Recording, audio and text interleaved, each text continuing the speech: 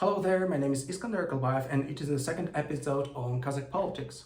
It has been almost 3 weeks after the protest in Kazakhstan, tragic protest in Kazakhstan, which started in January of this year in the western part of Kazakhstan. Everything appeared to be a peaceful and legitimate protest in the west part of a country, in the Zhanaozen city. It later moved to the biggest city of Kazakhstan in Almaty and gained a political dimension.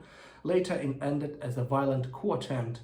We still don't know the full list of people who are really behind that protest, but hopefully as investigation goes on, we can learn much more information of the people who are really behind the violent level of the protest.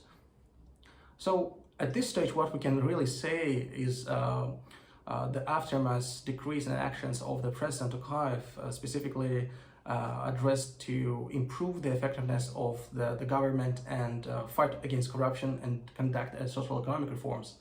Specifically speaking on the political aspect of the new actions and a new activity, we see a new prime minister, we see a new government, and the message is clear, is to improve the actions and effectiveness of the government in addressing the key and social economic demands from the society, improve the work of the government and ministerial sector.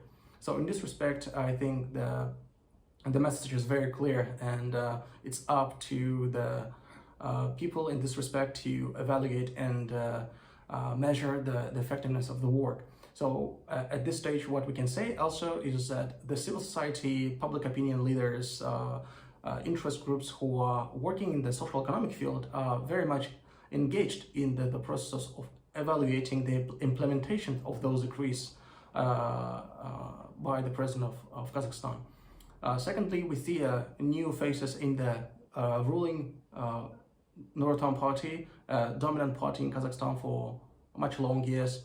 So in this respect, people who are being appointed to the party and people who are being appointed to the key areas of social economic sphere, like oil, gas, transport and transit sector, trade, national companies, are more on who are more technocrats rather than politicians who might be affiliated with some kind of interest in political groups in Kazakhstan. So in this respect, what I can evaluate is that President Tokayev is trying to create a new government built by people who can execute the decrees and policies in a fast and effective manner. So it's up to a time that will tell us, but at least at this stage we can say that it's a new approach towards even appointing people who are going to manage the biggest companies and in Kazakhstan. Secondly, very strong message towards fight against corruption. So we see many news on that many political appointees on the local regional level are being arrested, specifically in the agricultural sector, in the local government level, because of this the criticism that the corruption became a systematic in Kazakhstan. So I think it's a very important sign to regain a trust of the society, to show a really sense of meritocracy of the new government. So the third point is that we need to look at these new decreases as a sign of forthcoming presidential elections in 2024. So I believe this is a window of opportunity for President himself to establish himself as a real reformer of Kazakhstan, at the same time to improve the life of ordinary citizens. So I think this protest can be viewed, and the aftermath can be viewed as the real tragedy and the problem and challenge for Kazakhstan. But at the same time, it can be a really good sign of opportunity if, in case, all decrees are being implemented properly. So what we have now is very sensitive times of political change and economic change, where people have to take, and civil society have to be much more active. And one of the examples was that it's being discussed and the special commissions, investigative commissions are being formed specifically on the topic of